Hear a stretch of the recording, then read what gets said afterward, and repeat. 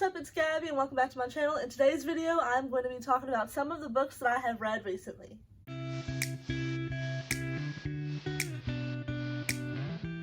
So like I talked about in my first recent reads video, I'm only going to talk about probably 5 or 6 books in every one of these, just because I don't want it to get too long and overwhelming. This is actually a little bit behind. Like I've read probably 12 or so books since my last update, but I'm only going to do about 5 or 6. That way it doesn't get too long, and that way I can talk about each book a little bit more in depth without it just being overly long, kind of like this intro.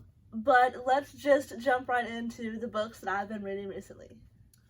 First up is a series I'm going to talk about really briefly. It was in my last recent reads video, which I will link somewhere.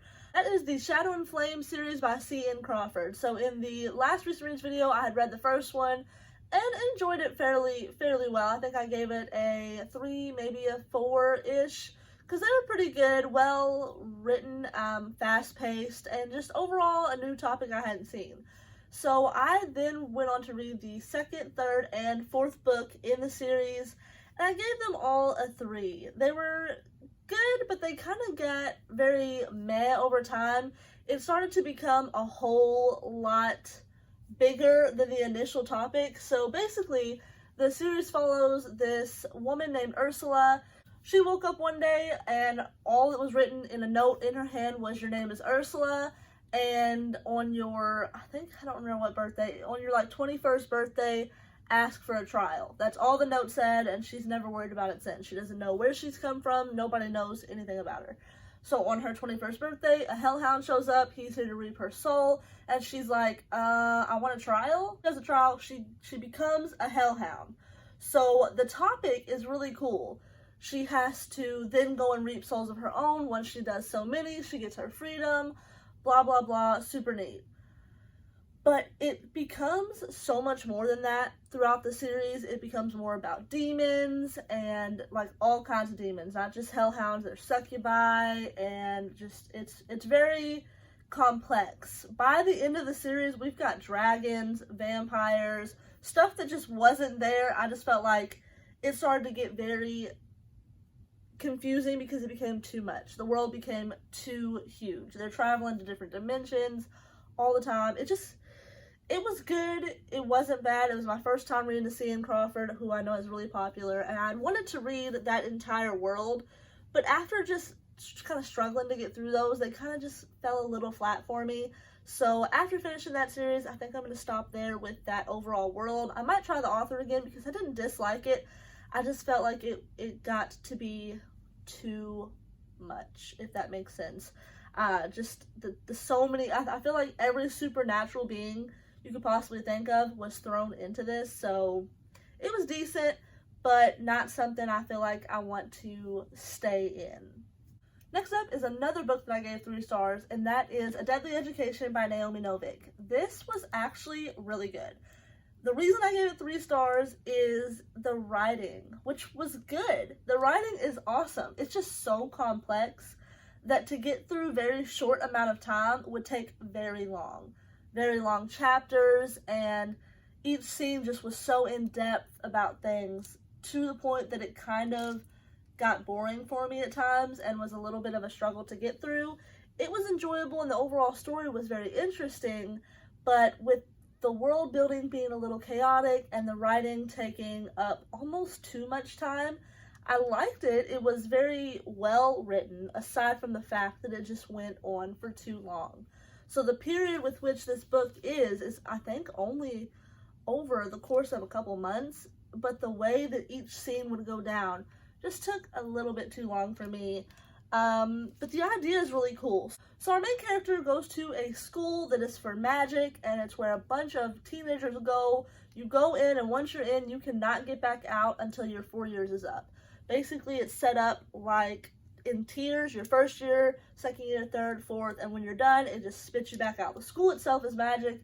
There are no teachers and nobody controls them. They have to just kind of do their own thing. But there are monsters and little demons and stuff everywhere trying to kill them, eat them, all this stuff. So that was really interesting and not at all what I expected. I thought it would be more of like an academy setting with the teachers and that kind of thing. It's not. It's definitely different than anything I've ever read before. There's a ton of monster fighting, so if that's something you enjoy, this was really cool in that. I think another reason that it didn't just blow me away like I expected is it was so different from what I thought it would be going in. And so I think that is part of maybe why I didn't enjoy it as much. I'm not really sure. 3 stars isn't bad. It just didn't rock my socks, basically. The next book I was able to finish is Beautiful Disaster by Jamie McGuire.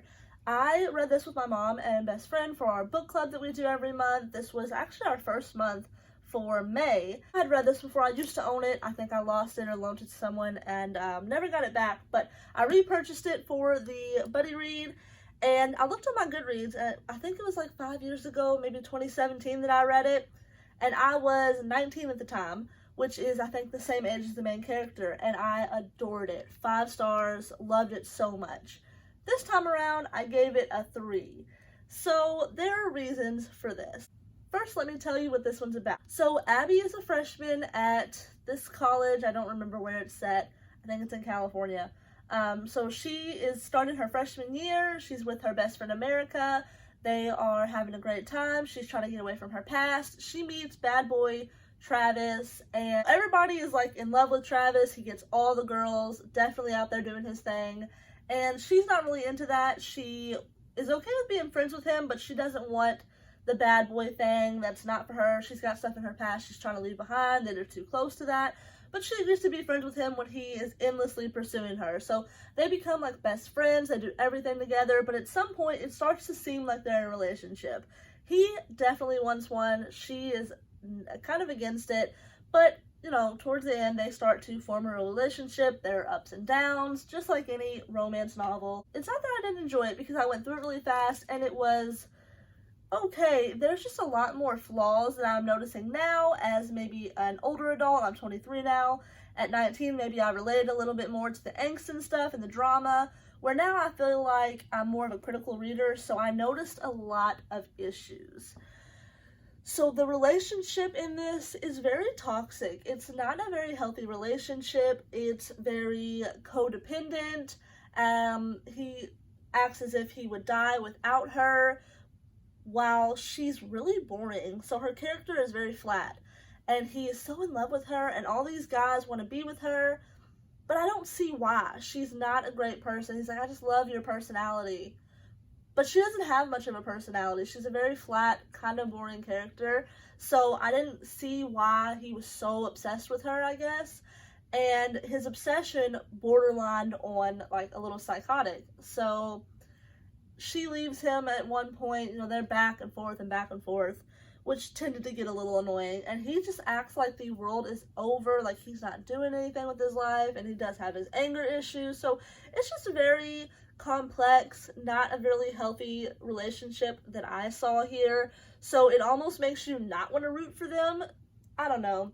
It was good for a adult romance, or I guess an NA romance, a new adult romance, but overall, it just didn't blow me away like it did the first time I read it. I was kind of just not bored because it's really fast-paced, just annoyed. I think I was annoyed. That's the right word.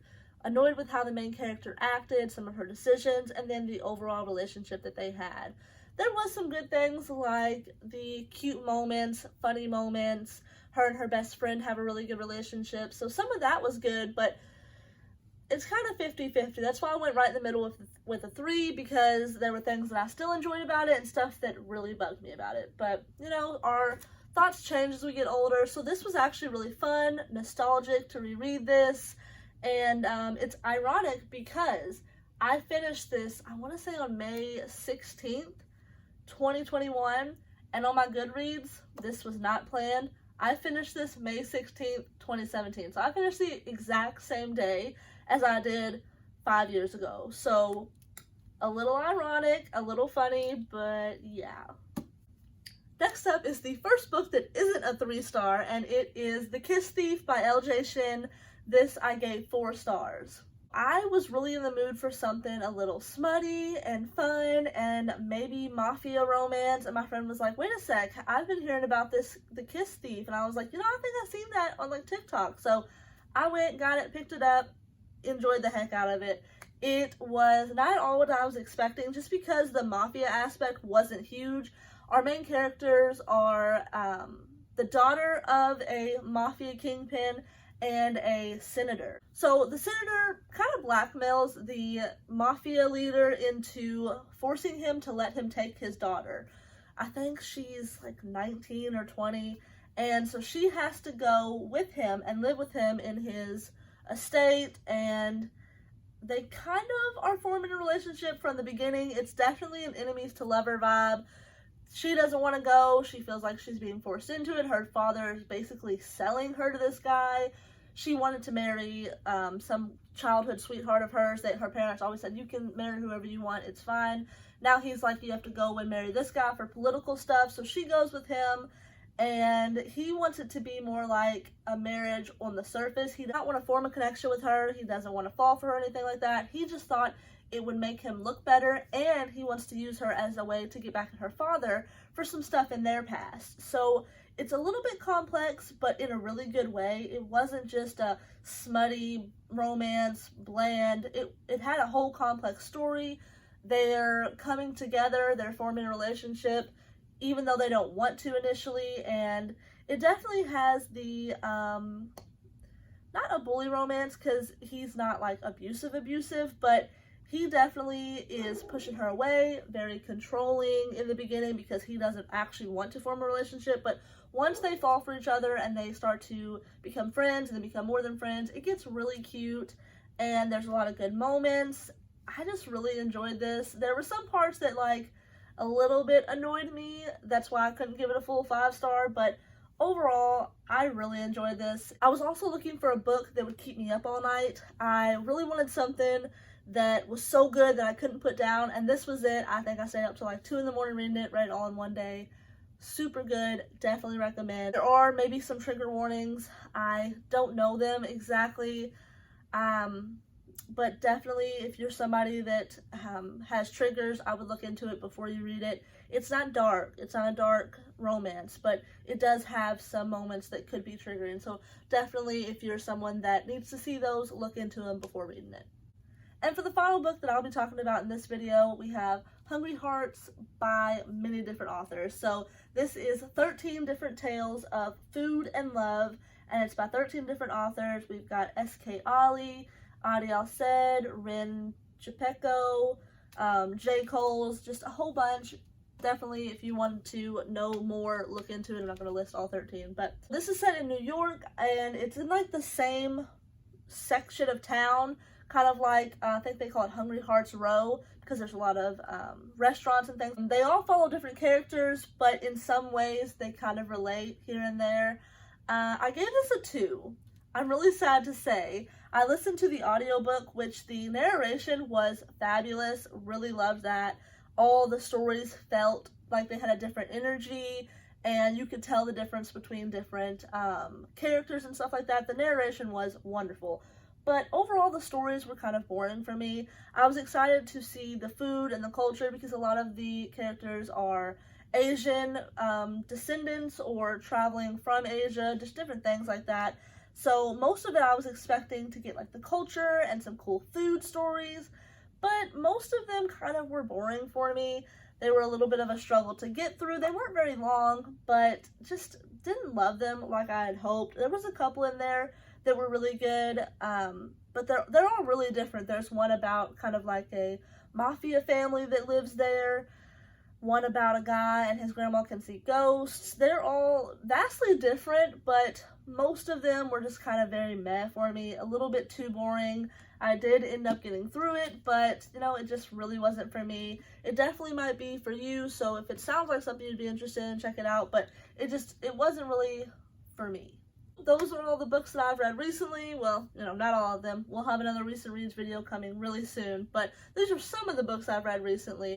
So counting each of C.N. Crawford's books in that series as 3, That's 5 3-star books, a 4-star, and a 2-star. So this isn't the best recent reads. I only had one book that I really enjoyed. The rest were kind of meh or a little bit too boring for me.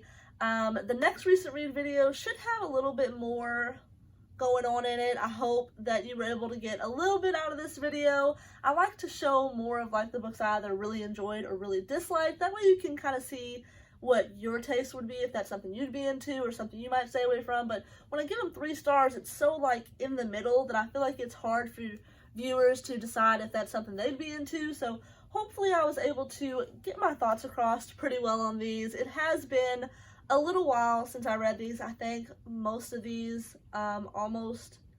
it's over a month. So I am a little behind, trying to catch up. I do hope that you enjoyed this video. If you did, be sure to like, subscribe, and I'll see you in my next video.